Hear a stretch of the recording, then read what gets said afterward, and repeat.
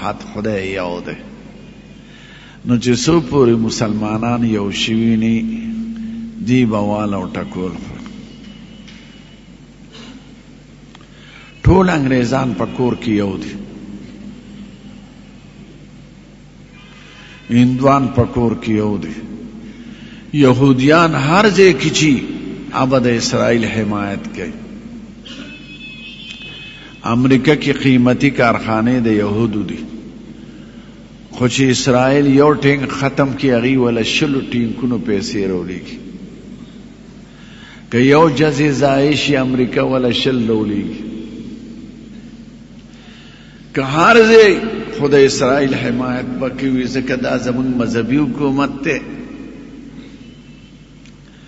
او مسلمانانو چې په یو کور کې غمي بل وی خپل کار وکړي.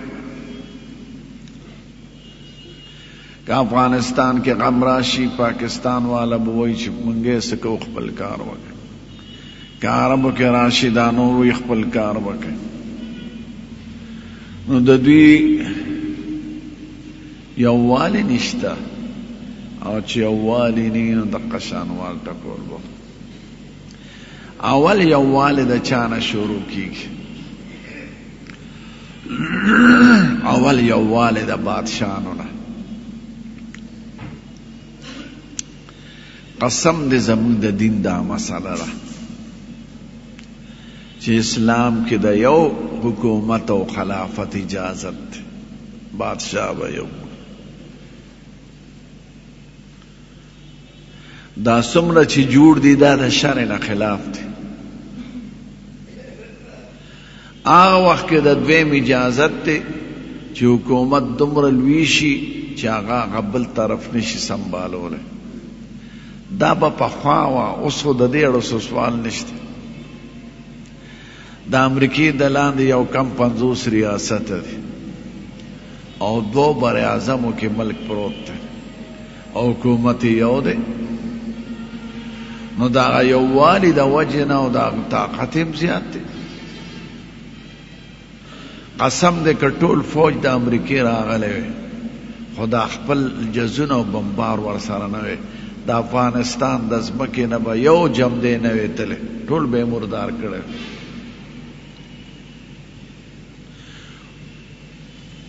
خو هغه خپل طاقت د ټینکونو او د بمونو او د جزونو په صورت کې استعمالی چې مسلمانانو سره د هغې جواب نه. نو چې 2 بر اعظمه یو حکومت چلی، نو دا ولې نشي چلولی مسلمانان؟ نو اسلام کې د ډېرو خلافتونو اجازت نشته. مارته وی هغه صورت کې دی چې رسیدی نشي. زمون د ښکلي دین او د ښکلي پیغمبر دا حکم دی چې فو ببیعت الاول فالاول، چې کوم مشر مقرر شو اول داغه وفادار به اوسېږي. که دویم پات د غشو پیدا شو په توره ورسره جنګ وکړي، مسلمانان تس نس کوه. نو اول مصیبت د یووالي چې نشته، نو هغه د سربراهانو د حکومتونو نه دی. دا ټول غیر شرعي دي. قسم دې زه په منبر ناست یم، که زما وس وی دا ټول به مې د خپې نه تړلی وي او چېرته هوټل کې به مې بند کړی، خو وس مې نشته. بیا هم که دا ځناور وی په خپلو کرسو، نو دا ګورنرانو په حیثیت وی، مشر یې یو وی، نو ټیک ته وی دی، هغه هم نشته. بیا هم که هر یو ځان ته مشر وی، خو چې خبره یو وی، د کافر په مقابله کې یو وی، فوج په یو کمان کې وی، قسم دې که د دنیا یو طاقت هم د مسلمان مقابله وکړي شي. خدا سپی غلامان تالی سټي چې د دین نه نه دي خبر او د دین د تعلیماتو نه نه دي خبر، هغه مشران دي زمونږ. یقینا یو حاکم او صدر د اسلام د دشمن سره مرګري کیږي او دا هغه د خوشحالولو دپاره مسلمانان وجني، نو نتیجه به یې دا راوځي چې خپل فوجان به یې مري. دواړه طرفه مسلمانان موږ په دواړو خفه یو، خو دا د غلط سیاست هغه نتیجه ده. په وزیرستان کې څومره فوج مړ شو، په خپل مسلمان وجه. په باجوړ د حمله وکړه، مسلمانان دې مړ کړه، نتیجه دې ولیدله.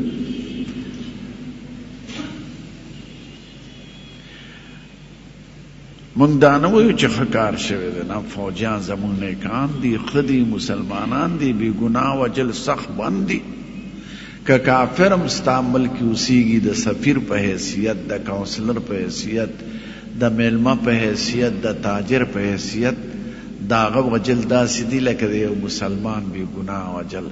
نو خپل فوج وجل خو بند دي، خو دا د دې د غلط سیاست هغه نتیجه ده چې د دشمن ته غلام کېږي. خدای دې ته جوړ کړی دی زناوره. یو ایران چې ودرې د امریکې وي نه منو، امریکا بس څه ورته کولی شي؟ یو شمالي کوریا ورته نه منو. نو چې څوک د دشمن په غېږ کې ځان وغورځوي د خپلې کرسۍ دپاره، دا کرسۍ څه شی دی؟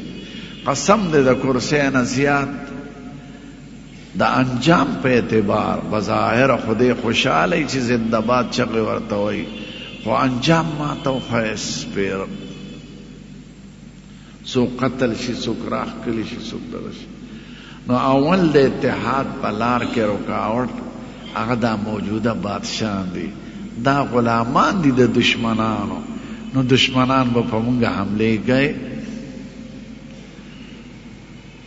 دشمن ته که دوی ټولو په یو ځل ویلې بس زمونږ ملک ته به نه راسي، زمونږ په مسلمان ستا څه کار دی؟ که خپل کور کې جنګ کوي که څه کوي.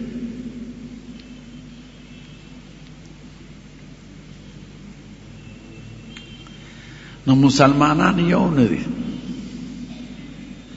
چې یو نی زه او ته که کور کې یو ځای شو نو وسوک اچھا چا په لاس کې طاقتي فوجي اسلحې هغه کور کې خوار واره دي، نو هغې خپل رای نشته، خپل فکر نشته، خپل سیاست نشته.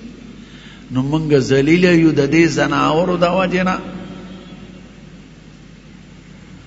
خو دوی وایي چې زمونږ یو څو ورځې کرسۍ پاتې شي خیر دی، که ملک تباه شي، مسلمان مړ شي، هر طرفه چې مسلمان مري، خو چې زه په کرسۍ ناست، دا کرسۍ څه شی دی؟